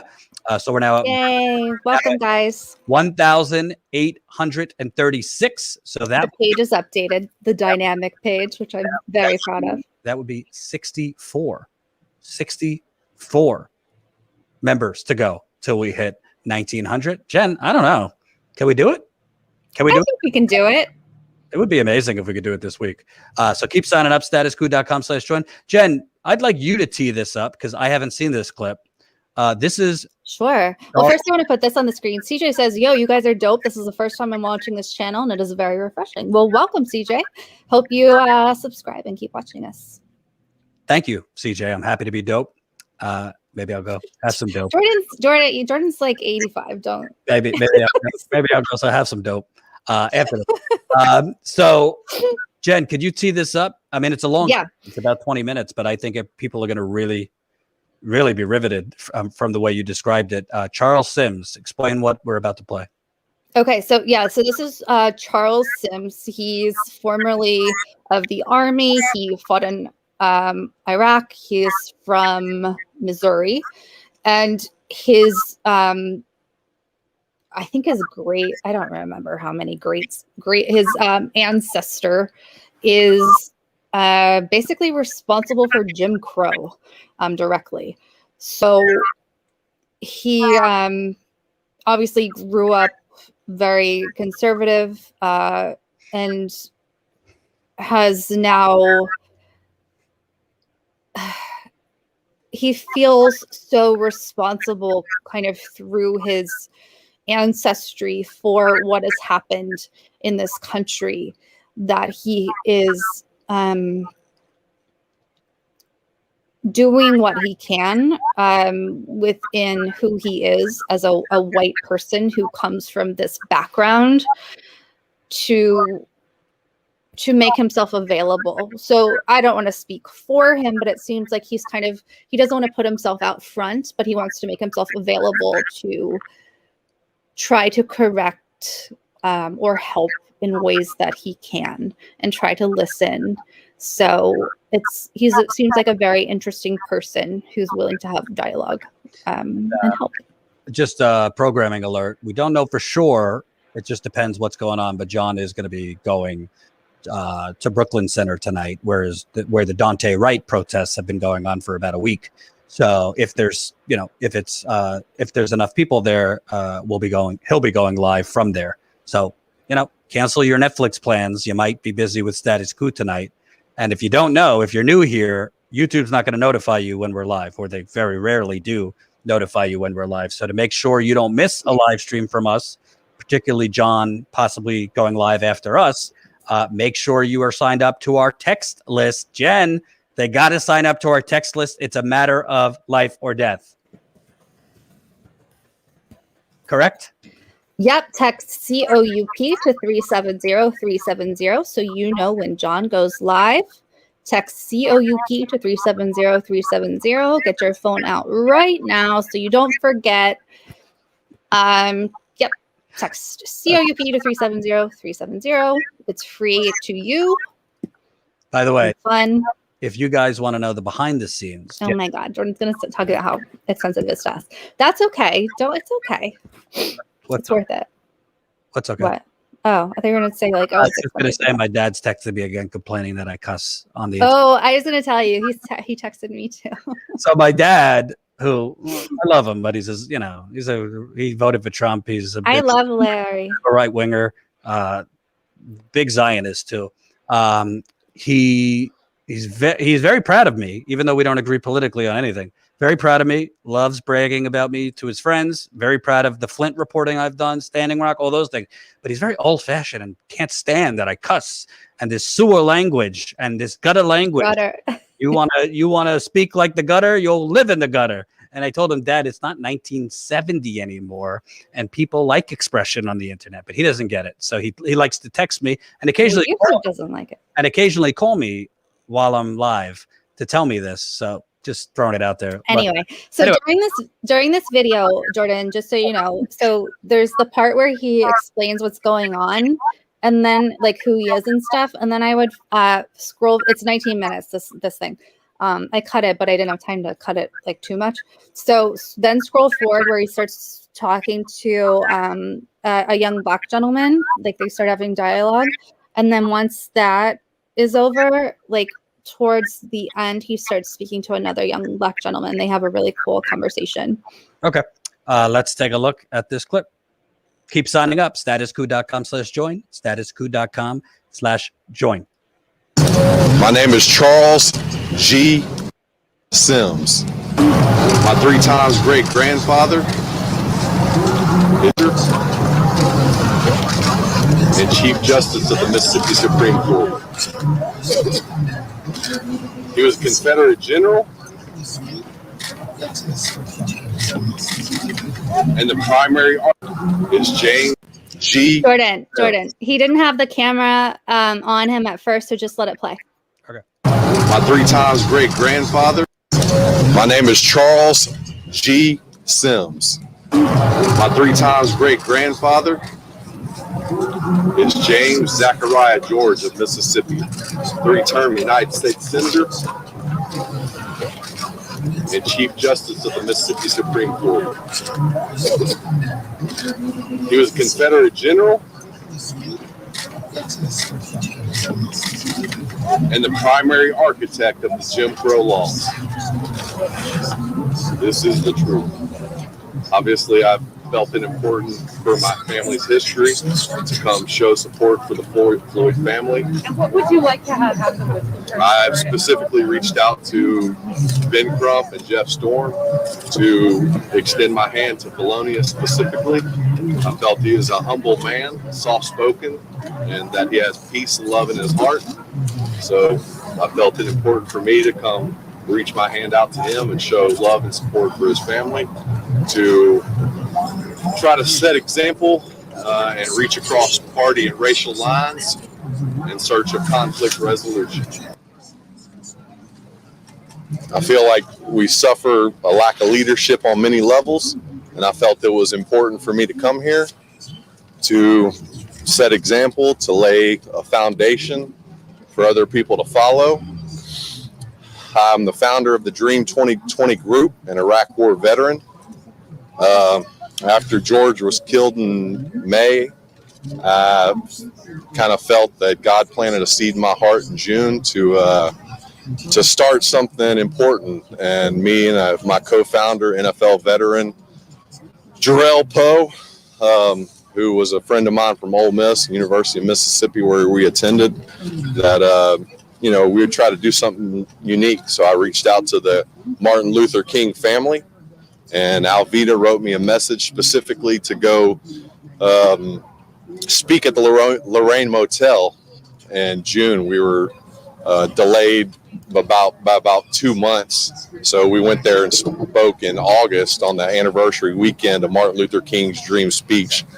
Alvita wrote me a message of support in doing that. So I've reached out to the King family. In November, I reached out to the pastor of the Mother Emanuel Church in Charleston, South Carolina, to continue to reach out to people of different parties and different races, and like I said, in search of conflict resolution. That's why I'm here again, to reach out to the Floyd family. I have nothing but love in my heart. It's all about the love. I have no other motivations. I have no You know, I don't want to gain anything monetarily. I care nothing about that. I just want to try to help our country, help our people, try to black and white alike, to try to join hands, join hearts, and improve the situation that is going on currently. I support anybody that has love in their hearts, period. Obviously, I'm a soldier, so you know, This situation very important. I've seen war. Obviously, I was in Iraq when there was a lot of sectarian violence, so I saw a civil war there. 3 members of my family signed the Ordinance of Secession for the Confederacy. So I know the consequences of inaction. I know the consequences of action, and sometimes certain people have to step up to make a difference. You know, obviously my family's history was on the opposing side of the civil rights movement, but that's never defined who I am. You know, love is stronger than hate. But like I said, I know the consequences of war. I know the consequences of civil war. And I know that anytime you have a chance to stop future bloodshed, it's our right as citizens to carry those burdens. And I'm nobody special. I'm just a common person, a common soldier, and I felt it was important for me to reach out. Yeah, what's up, man? What made you switch from your family? What provided the change? I think it was my life. You know, unless you walk the path that I've walked, I don't think you could have realized that. I think you would have had to live a hard life. You would have had to go to war. I mean, one of my best friends when I was in Baghdad was my buddy Johnny. He was from Sierra Leone, West Africa. He wasn't even a citizen yet. You know what I'm saying? Me and him were fighting side by side, bleeding every day together. And he wasn't even a citizen in this country, and he loved it. And he's still in the Army, still fighting for this country daily. I mean, I think he's probably been in 17, 18 years. But yeah, I think you would have had to live my life to specifically understand that. I knew who I was growing up. When I used to go eat Thanksgiving dinner at Coatsworth, there was a gigantic picture of Robert E. Lee as soon as I walked in. There's no denying who I am. I know who I am. You know what I'm saying? 3 members of my family signed the Ordinance of Secession. I know who I am. But I think I had to live that life to come to that understanding. And it took a lot of pain. It took a lot of pain. It took a lot of pain to get to that, and it took a lot of service to the country and to realize that. And I think, like I said, I've experienced a lot of war and everything else, but that's what led me to that, and to be able to understand what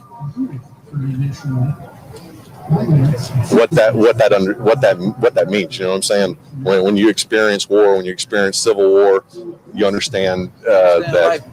What's up? Understand life better when you can take Yeah. You taste hard times, man. The good times are so much better, and anytime you can help to save life, obviously it's a good thing. You know what I'm saying? So you said that you were rejected. You went somewhere and you were rejected, right? You felt rejected. Did you feel rejected? I mean, I've reached out to a lot of people, and sometimes I think it's a hard thing to be able to hold my hand. You know what I'm saying? I think it can be controversial in some instances with the Black community, and it doesn't have to be that way. You know what I'm saying? I can reach out to anybody. It just depends if there's that willing recipient. You know what I'm saying? And sometimes that's a hard thing to find. And this isn't You know why I'm saying that? Yeah. You do what you do because these people should know one thing. For sure. Because he's doing that, he should be able to do it. You know why you should be able to do it? You should keep doing it. Because the same people that are here, you should speak out. You know why I'm saying you should speak out? I just finished 32 years in prison for a crime I didn't commit. You know whose name that was done in? The same way it was done by your people, and you feel that you were attached to that, right? I feel the same way about the public, right? Okay. I feel the same way that the public is giving him a free trial when we didn't have a free trial. Go look at innocent men across this country. No money was put down on us. No money was put down for me to have an investigator, everything that he's getting. No public saw what was happening to us, right? All over this country, no public saw what happened to us. And at the same time, just keep this in mind when you're doing what you're doing. The prosecution they putting on you, because if you're not speaking, we're not going to know how you think and how your family thought.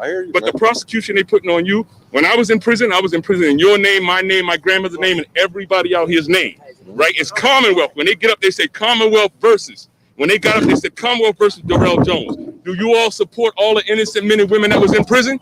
So the only way to take that power back is when the Commonwealth gets up and says, in our name, is for us to say, not in our name. We got so many movements, but we're not saying not in our name. That's the power taker because they have to get up and say it in our name. Don't let nobody stop you from speaking, because I'm not going to let nobody stop me from speaking. I appreciate the Never. I appreciate the love, bro. Do you believe that system works exactly? Because there's been plenty of people put in the office. Biden, for instance, they say these things, but at the end of the day, we still see the same problems under new rules.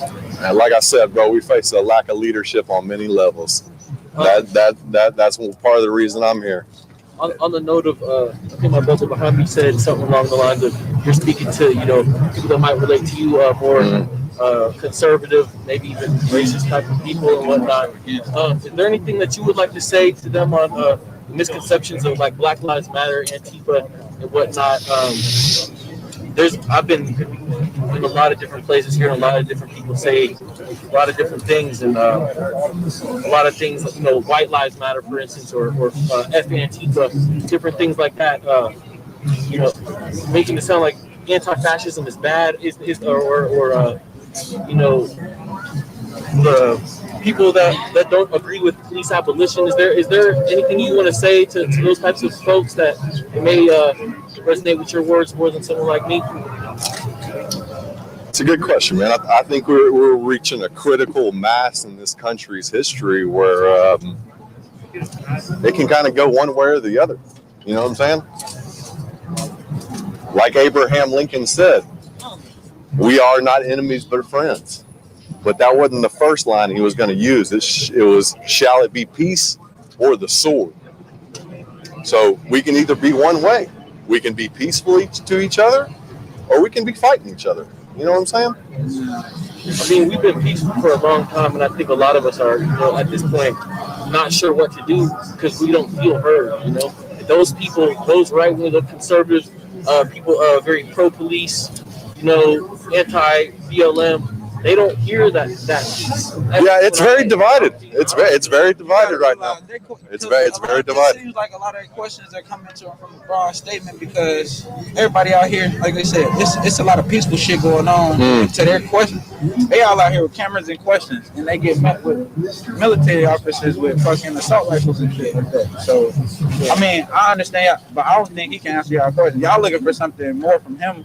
I got the best question, bro. I got the best question. I want everybody to talk about this. Them, not us. I'm a victim. I got shot by the police 4 times, 5 times. You know what I'm saying? In South Minneapolis on 38th to Chicago. You know what I'm saying? I was just down there. By the 3rd precinct, back in 2012. I was running. I was in fear for my life. I got shot in the head, in the back. I got shot in my buttocks. I got shot in the leg. You know what I'm saying? I was laid out right there where George Floyd died at, where he got assassinated at. It's hard for me to even come out here and speak about this story. I got the bullet wounds to show you. Look at my back, man. This is serious, man. See that? I got shot in the back by the police, brother. So after that, I was incarcerated. I did a lot of my time in prison, and I got out of prison for assault on police officer, which I had no justice for this, man. So for me to come out here today, it's hard for me to come out here. You see what I'm saying?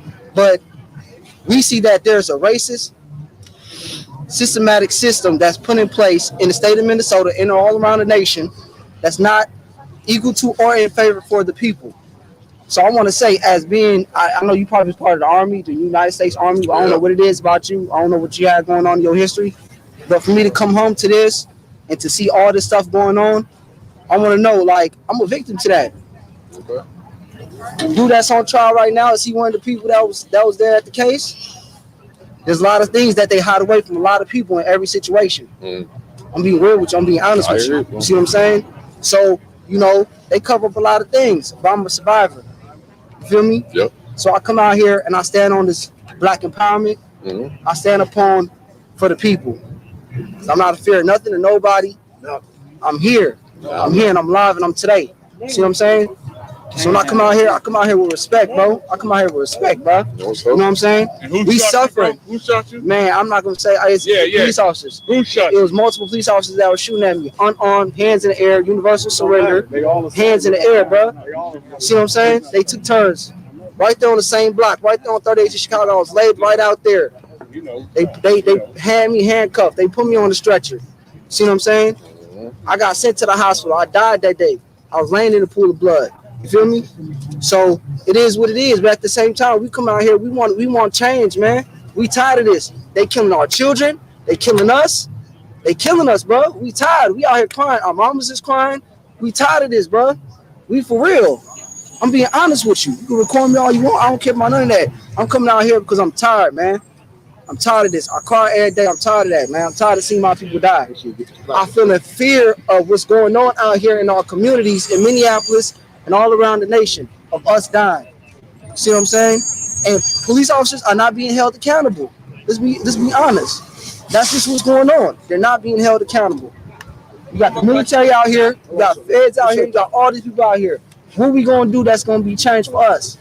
When is equality? We already minorities, man. When is equality going to be changed? What's your thought? What's your thought? What's the thought on that, man? As far as when's change going to come, or what? When is change going to come? When's the justice going to come? When is justice going to come? Is it going to happen? It's going to happen in this court case, or is it not? Or are we going to turn up? What's going to happen? When is change going to come? To be honest, you don't have to restrict yourself from saying you don't know or you don't know. I don't have all the answers, bro. I can tell you.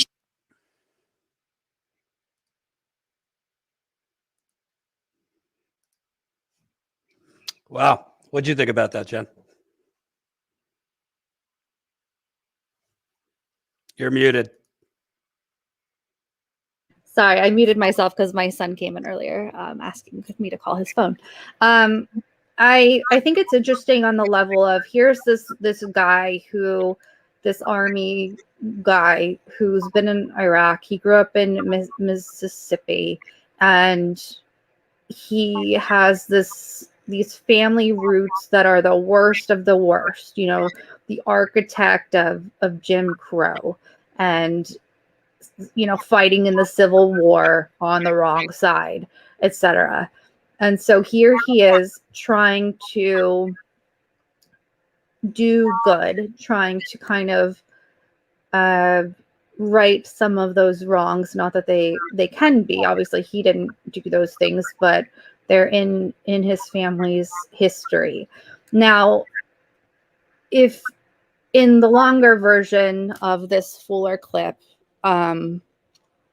it's clear that he doesn't have all of the answers. And in some parts of it, he's even uncomfortable giving some thoughts. And the activists who are, and I like that in this press conference, it wasn't just the press or even mostly the press asking the questions. It was mostly people, real people, and real Black people and people of color asking the questions, which I think is great. And they press him in a respectful way in saying, what do you think about? And this wasn't shown in these clips, but you'll see it later when we post it. What do you think about defunding the police? What do you think about the brutal tactics that police were using on protesters a few nights ago? What do you think about this? And you can see that he hasn't fully thought through or maybe released some of his previous thinking on some of these issues, but that he's willing to think about them more deeply. So he's kind of caught between, I want to make these changes. I'm here to use my family's name and my family's history to try to bring conservatives along with me, to try to bring the worst of the worst racist people along with me, to try to do what I can with my white skin and my racist family history to do what I can to make a difference. But at the same time, he has a lot of growing to do, and he admits that, and you can see that in his answers and through this longer dialogue. And that's what it is. It's dialogue. And these young Black kids aren't condescending or angry or whatever. But they go back and forth and challenge him in a very good way. And I think we need more of that. So I don't know. I have a lot of thoughts. I find this just so fascinating. I find this man, Charles Sims, so fascinating. And I think it's good. I think it's kind of a breakthrough, because it can't just be Black people trying to eradicate racism and police brutality. It can't just be progressives trying to do this. It can't just be, a subset of America trying to do this. It also has to be conservatives as well, and all people with hearts and brains and souls. So I think this is really an interesting interview or presser. I agree. And it's pretty clear at certain points he was just at a loss for words, not because he's a bad dude, but because of he was raised a certain way, and it's really hard for him to, not that he doesn't want to see the Black people's point of view, but he can't. Yeah. There's a block that he can't see their suffering or their worldview or their experience, because his experience is like literally his ancestors were like signing on to secede. Yeah, exactly. Yeah. Confederacy. But points for trying, I would say. Yeah. Points for trying that he's even out there. I mean, I take him at his word that he's not asking for money, or this isn't a financial thing. Yeah, he's not. He has an Instagram that you guys can look at. It's at Charles G. Sims. And you'll see he's posted on his personal Instagram, which I assume like his friends and local people follow. He's posted himself with signs all over the place, kind of coming out as a supporter of Black rights and Black Lives Matter. And so I believe that he is this person who is changed because of this, because of what happened to George Floyd, etc. So for example, in this kind of coming out, like one of the things on his Instagram, he's holding this sign. I think it's probably at George Floyd Square there in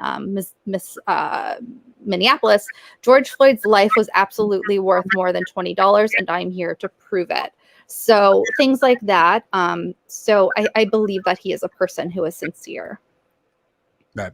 And reminder, John might be going live in a little bit from Brooklyn Center, where there are still, it seems, people gathering, not that anybody forgot, but in the last 2 days with focus on Derek Chauvin and George Floyd. Let's not forget there were protests for a week about the murder of 20-year-old Dante Wright, which is John, freelance cameraman who's been doing great work for us.